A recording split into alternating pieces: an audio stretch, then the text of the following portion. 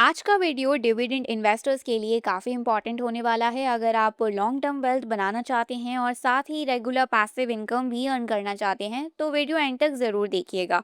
आज के इस वीडियो में कवर करेंगे इंडिया के top 5 dividend yield mutual funds जिन्होंने पिछले 5 ईयर्स में हाई रिटर्न्स दिए हैं।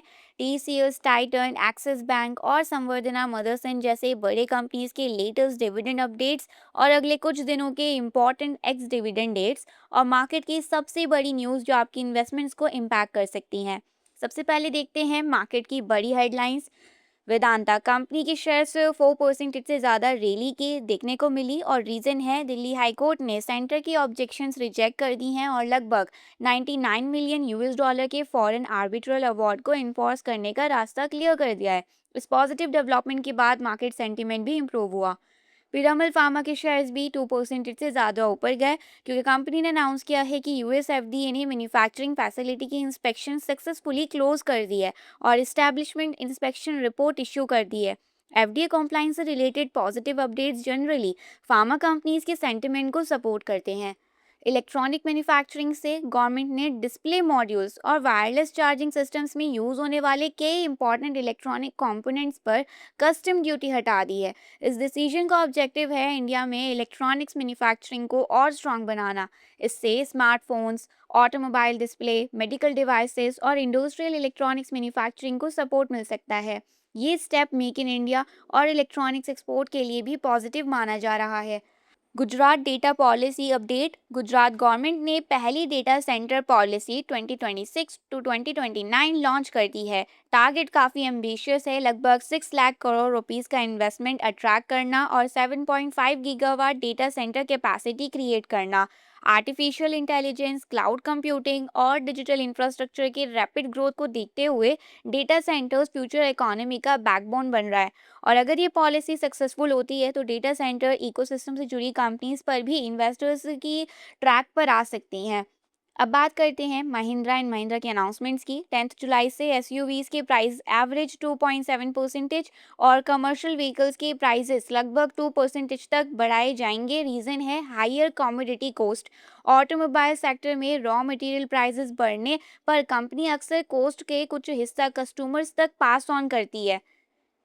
अब बात करते हैं कुछ ऐसी कंपनीज की जो इस साल मैसिव डिविडेंड अनाउंस कर चुकी हैं। लेकिन एक इम्पॉर्टेंट पॉइंट, सिर्फ डिविडेंड देखकर कभी इन्वेस्टमेंट मत करना। कभी कभी डिविडेंड बहुत बड़ा होता है लेकिन कंपनी की फ्यूचर ग्रोथ वीक होती है और कभी डिविडेंड कंपैरेटिवली कम रहता है लेकिन बिजनेस एक्स्ट्रा ऑर्डिनरी होता है। इसीलिए हमेशा बिजनेस क्वालिटी पहले, डिविडेंड बाद में। सबसे पहला नाम है अबाउट इंडिया। कंपनी ने FY26 के लिए टोटल 656 रुपीज़ पर शेयर का डिविडेंड अनाउंस किया है। इसमें 525 रुपीज़ का फाइनल डिविडेंड और 131 रुपीज़ का स्पेशल डिविडेंड इंक्लूड है। रिकॉर्ड डेट है 24 जुलाई। इंटरेस्टिंग बात यह है कि पिछले साल कंपनी ने 475 रुपीज़ का डिविडेंड दिया था, यानी इस साल डिविडेंड में लगभग 10% से ज़्यादा का इंक्रीज देखने को मिला है। अबॉट इंडिया फार्मास्यूटिकल सेक्टर की इस्टेब्लिश्ड कंपनी है और शेयर होल्डर को रिवॉर्ड करने का इसका ट्रैक रिकॉर्ड भी काफ़ी स्ट्रांग रहा है। 3M इंडिया कंपनी ने टोटल 506 रुपीज़ पर शेयर का डिविडेंड अनाउंस किया है। इसमें 160 रुपीज़ का फाइनल डिविडेंड और 346 रुपीज़ का स्पेशल डिविडेंड शामिल है। रिकॉर्ड डेट है 17 जुलाई। 3M India electronics, health care, industrial products और सेफ्टी सॉल्यूशन जैसे मल्टीपल बिजनेसेस में काम करती है। डाइवर्सिफाइड बिजनेस और कंसिस्टेंट डिविडेंड हिस्ट्री इस कंपनी को इंटरेस्टिंग बनाती है। अब बात करते हैं हनीवेल ऑटोमेशन इंडिया। कंपनी ने 110 रुपीज़ पर शेयर का फाइनल डिविडेंड रिकमेंड किया है और रिकॉर्ड डेट है 17 जुलाई। हनीवेल का ऑटोमेशन बिजनेस इंडिया के इंडस्ट्रियल ग्रोथ थीम से डायरेक्टली लिंक्ड है। पिछले कई सालों से कंपनी शेयर होल्डर्स को रेगुलर डिविडेंड रिवॉर्ड करती आ रही है। ब्रिटानिया इंडस्ट्रीज और एफएमसीजी सेक्टर से ये फैमिलियर नेम। कंपनी ने 90 रुपीज़ 50 पैसे पर शेयर का फाइनल डिविडेंड रिकमेंड किया है। रिकॉर्ड डेट 31 जुलाई है। गुड डे, टाइगर, मारी गोल्ड, न्यूट्री चॉइस जैसे ब्रांड्स लगभग हर इंडियन हाउस होल्ड में मिल ही जाते हैं। स्ट्रॉन्ग कंज्यूमर बिजनेस और कंसिस्टेंट कैश फ्लो की वजह से ब्रिटानिया को डिविडेंड इन्वेस्टर्स भी क्लोजली मॉनिटर करते हैं। अब बात करते हैं उन कंपनीज की जिनके एक्स डिविडेंड डेट्स अगले कुछ दिनों में आ रहे हैं। अगर आप डिविडेंड के लिए शेयर्स खरीदने का प्लान कर रहे हैं तो रिकॉर्ड डेट और एक्स डिविडेंड डेट का डिफरेंस समझना बहुत इंपॉर्टेंट है। अगर आप डिविडेंड के लिए एलिजिबल बनना चाहते हैं तो जनरली आपको एक्स डिविडेंड से पहले शेयर होल्ड करना होता है। अब बात करते हैं डिविडेंड स्टॉक्स की। Mahindra and Mahindra financial services ने अनाउंस किया है ₹7.50 पर शेयर का डिविडेंड और एक्स डेट रखी गई है 17 जुलाई मंडे। उसके बाद भंसाली इंजीनियरिंग पॉलीमर्स ने ₹1 पर शेयर का डिविडेंड अनाउंस किया है और एक्स डेट रहेगी 13 जुलाई। सुपर सेल्स इंडिया दे रही है ₹2.50 पर शेयर का डिविडेंड। एक्सप्रो का डिविडेंड है ₹2 पर शेयर और इंगरसोल का डिविडेंड है ₹20 पर शेयर। अगर आप इन कंपनीज को ट्रैक करते हैं तो एक्स डेट मिस मत करिए। और 14 जुलाई को जो एक्स डेट पे ट्रेड करने वाली कंपनीज हैं उनमें है सुप्रीम पेट्रोकेम, ₹8 पर शेयर का डिविडेंड अनाउंस किया है। संवर्धना मदरसन का डिविडेंड है 25 पैसे पर शेयर। अल्ट्रामार पिगमेंट्स दे रही है ₹6 पर शेयर का डिविडेंड। हेस्टर बायोसाइंसेस का डिविडेंड है ₹11 पर share. Aditya Birla real estate ने ₹2.50 पर शेयर का डिविडेंड अनाउंस किया है। खैतान केमिकल्स एंड फर्टिलाइजर्स का डिविडेंड अनाउंस किया है। और सबसे बड़ा नाम इस लिस्ट में है यूटीआई असिस्ट मैनेजमेंट कंपनी, जो शेयर होल्डर को ₹40 पर शेयर का डिविडेंड देने वाली है। अब बात करते हैं top 5 dividend yield mutual funds की। बहुत लोग सिर्फ डिविडेंड स्टॉक्स खरीदते हैं, लेकिन अगर आप इंडिविजुअली कंपनी सेलेक्ट नहीं करना चाहते तो डिविडेंड यील्ड म्यूचुअल फंड एक इंटरेस्टिंग ऑप्शन हो सकता है। ये फंड्स जनरली उन कंपनीज में इन्वेस्ट करते हैं जो रेगुलर डिविडेंड पे करती हैं, जिनके अर्निंग्स स्टेबल होते हैं और कैश फ्लो भी स्ट्रांग रहता है। इसका मतलब एक ही इन्वेस्टमेंट के थ्रू आपको मल्टीपल डिविडेंड पेइंग कंपनीज का एक्सपोजर मिल जाता है। और सबसे इंटरेस्टिंग बात, इन फंड्स ने सिर्फ डिविडेंड ही नहीं दिया, पिछले 5 ईयर्स में काफ़ी अच्छे रिटर्न्स भी जनरेट किए हैं। अब बात करते हैं टॉप 5 परफॉर्मेंस की। Number 1, ICICI prudential dividend yield equity fund इस लिस्ट में फर्स्ट पोजीशन पर है। इस फंड ने पिछले 5 ईयर्स में अप्रॉक्सीमेटली 19.95% सीजीआर डिलीवर किया है। यानी अगर किसी इन्वेस्टर ने लॉन्ग टर्म डिसिप्लिन मेंटेन किया होता है तो उसका पोर्टफोलियो में काफ़ी अच्छा ग्रो हुआ होता। इस फंड की टॉप होल्डिंग्स में इंक्लूड है एचडीएफसी बैंक, आईसीआईसीआई बैंक, सन फार्मास्यूटिकल्स, यानी बैंकिंग और फार्मा दोनों सेक्टर का स्ट्रॉन्ग कॉम्बिनेशन। नंबर 2 पर है LIC mutual fund dividend yield fund, second position पर है ये। इसने लगभग 16.92% सीजीआर जनरेट किया। टॉप होल्डिंग्स में बैंकिंग के साथ गड़बड़ हाई टेक फिल्म्स भी देखने को मिलता है। थर्ड नंबर पर है HDFC dividend yield fund, 5 year CGR around 16.20%। इस फंड के पोर्टफोलियो में है एचडीएफसी बैंक और आईसीआईसीआई बैंक का स्ट्रॉन्ग एलोकेशन देखने को मिलता है।